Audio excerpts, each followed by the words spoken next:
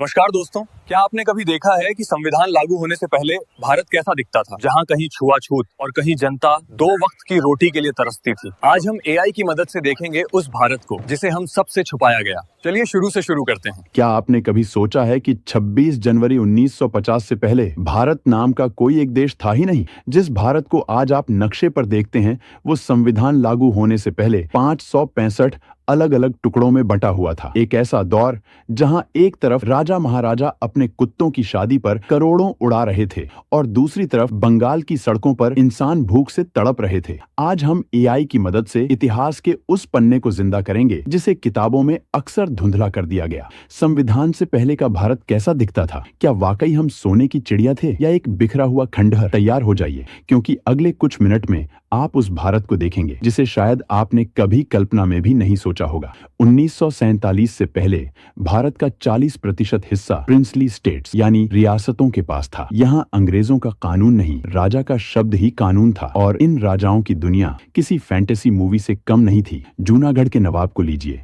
जिन्हें अपनी प्रजा से ज्यादा अपने कुत्तों से प्यार था। उन्होंने अपने पसंदीदा कुत्ते की शादी पर आज के हिसाब से करोड़ों रुपए खर्च कर दिए थे, जबकि उनकी रियासत के लोग गरीबी में जी रहे थे। वहीं अलवर के राजा जय सिंह ने तो अपमान का बदला लेने के लिए रोल्स रॉयस कारों को कचरा उठाने के काम पर लगा दिया था। ये वो दौर था जब पटियाला के राजा के पास दुनिया का सबसे महंगा हीरों का हार था, लेकिन उसी दौर में एक दलित को स्कूल में घुसने पर कोड़े मारे जाते थे। ये वो भारत था जहां अमीर और गरीब के बीच की खाई इतनी गहरी थी कि उसे भरने में सदियां लगने वाली थीं। लेकिन असली डरावनी तस्वीर तो अब सामने आएगी। संविधान सिर्फ एक किताब नहीं थी, वो एक सामाजिक क्रांति थी। क्यों? क्योंकि 1950 से पहले का समाज एक पिंजरे जैसा था। समाज का एक बड़ा हिस्सा अछूत माना जाता था। त्रावणकोर जैसी जगहों पर तो निचली जाति की महिलाओं को शरीर का ऊपरी हिस्सा ढकने तक के लिए टैक्स देना पड़ता था, जिसे ब्रेस्ट टैक्स कहा जाता था। सोचिए, जिस देश में नारी को देवी कहा जाता है,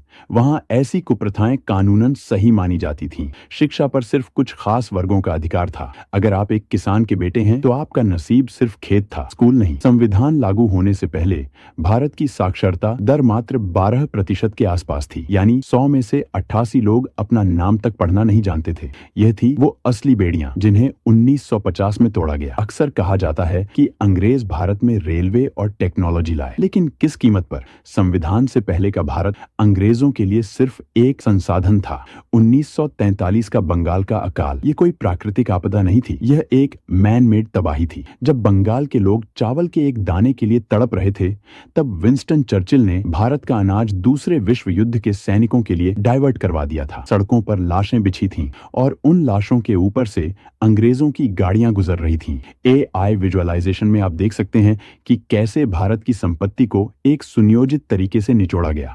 1947 तक आते आते जो भारत कभी दुनिया की जीडीपी का 25% था, वो घटकर 3% रह गया था। हम आजाद तो हो रहे थे, लेकिन एक खोखली अर्थव्यवस्था के साथ। 15 अगस्त 1947 को हमें आजादी मिली, लेकिन जश्न के साथ मातम भी था। भारत का शरीर दो हिस्सों में चीर दिया गया था। संविधान लागू होने से ठीक पहले का समय भारत के इतिहास का सबसे खूनी दौर था। रातों रात लकीरें खींची गईं। जो लोग कल तक पड़ोसी थे, वो आज दुश्मन बन गए थे। ट्रेनों से भरकर रिफ्यूजी आ रही थी। दिल्ली, जो आज हमारी राजधानी है, 1947 में रिफ्यूजी कैंप्स का शहर बन चुकी थी। पुलिस सिस्टम फेल हो चुका था। कोई कानून नहीं था, कोई संविधान नहीं था जो किसी की रक्षा कर सके। ये जंगल राज था। ऐसे बिखरे हुए, डरे हुए और टूटे हुए भारत को एक धागे में पिरोना नामुमकिन लग रहा था। दुनिया के बड़े बड़े एक्सपर्ट्स कह रहे थे कि भारत 5 साल भी नहीं टिक पाएगा, ये देश बिखर जाएगा। लेकिन उन्होंने हमारी इच्छा शक्ति को कम आंका था। भारत के संविधान का निर्माण देश की आजादी से पहले शुरू हो चुका था। 6 दिसंबर 1946 को संविधान सभा का गठन किया गया,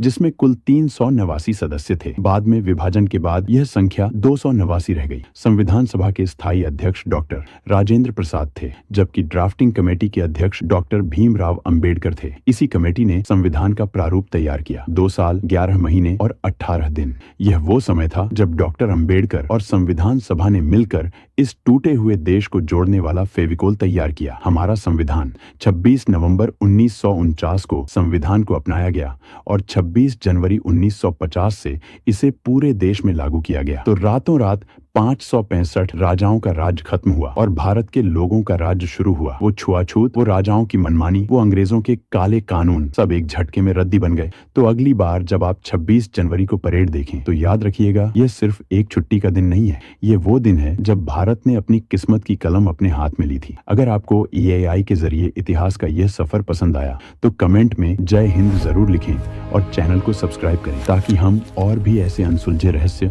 आपके लिए ला सकें।